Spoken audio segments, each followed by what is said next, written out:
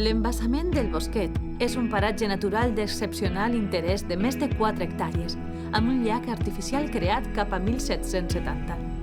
La funció que tenia era la de retindre les aigües fluvials i de brollador, per a regar les hortes i fer treballar els molins de la vila. Les carrasques, de gran longevitat i grandària junt als pins, configuren les principals masses forestals dels seus voltants. L'entorn natural convida a practicar tant activitats esportives, campestres i ecològiques. El Bosquet pertany al grup d'embassaments de fluctuació escassa. El seu sòl està protegit i està inclòs en el catàleg de zones humides de la Comunitat Valenciana.